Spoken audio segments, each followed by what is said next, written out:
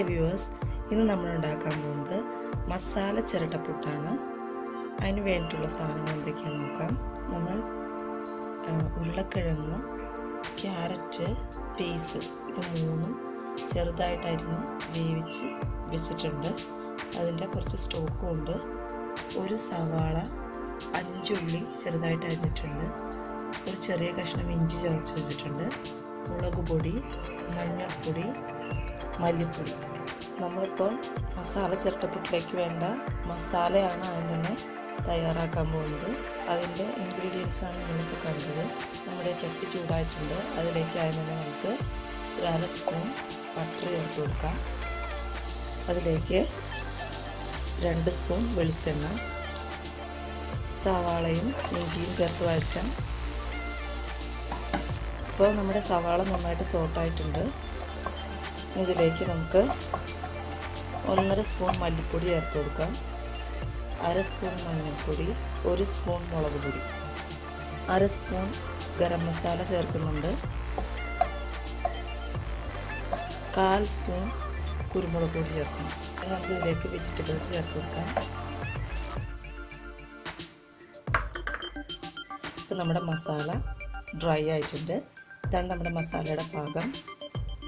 ഇനി നമുക്ക് പുട്ടിന് വേണ്ട മാവ് എടുക്കാം. ആദ്യം തന്നെ അരിപ്പൊടി 3 ഗ്ലാസ്, അതിലേക്ക് ആവശ്യത്തിന് ഉപ്പ് ചേർത്തിട്ടുണ്ട്. നമുക്ക് ഇത് കുഴയ്ക്കാൻ പാകത്തിന് ചൂടുവെള്ളം ചേർത്ത് കൊടുക്കാം. ഇതിലേക്ക് നമുക്കൊരു 3 സ്പൂൺ തേങ്ങാപ്പാൽ ചേർത്ത് കൊടുക്കാം. നന്നായിട്ട് പുട്ടിൻ്റെ പരുവത്തിൽ കുഴച്ചെടുക്കാം. ഇതാണ് നമ്മുടെ പുട്ടിൻ്റെ പാകം. നമ്മൾ പുട്ടുണ്ടാക്കുന്ന ചിരട്ട ഇതാണ്. നമ്മുടെ വീട്ടിൽ തന്നെയുള്ള ചിരട്ട. അടിയിൽ 3 ഹോളിട്ട് നമ്മൾ നന്നായിട്ട് കഴുകി എടുത്തിരിക്കുന്ന ചിരട്ടയാണത്. നമ്മുടെ വീട്ടിൽ പുട്ടുണ്ടാക്കണ കുടത്തിൻ്റെ മുകളിൽ ചെറിയൊരു തുണി ചുറ്റി കൊടുത്ത് അതിൻ്റെ മുകളിൽ ഇങ്ങനെയാണ് ചിരട്ടപ്പുട്ടുണ്ടാക്കുന്നത്.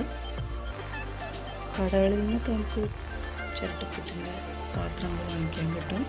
പക്ഷെ അതിലുണ്ടാക്കി അത്രയും ടേസ്റ്റ് ആവില്ല. ചിരട്ടയിൽ തന്നെ ഉണ്ടാക്കും. ചിരട്ട എടുത്ത് അതിലേക്ക് അല്പം തേങ്ങ ഇല്ല, ആദ്യം തന്നെ നമ്മൾ മസാല വയ്ക്കരുത്. അതിനുശേഷം അതിലേക്ക് പുട്ടിൻ്റെ പൊടി, അതിനുശേഷം നമുക്ക് 1 സ്പൂൺ മസാല നമ്മൾ ഒരു ലെയറിൽ മാത്രം മസാല വെച്ചിട്ടുള്ളൂ.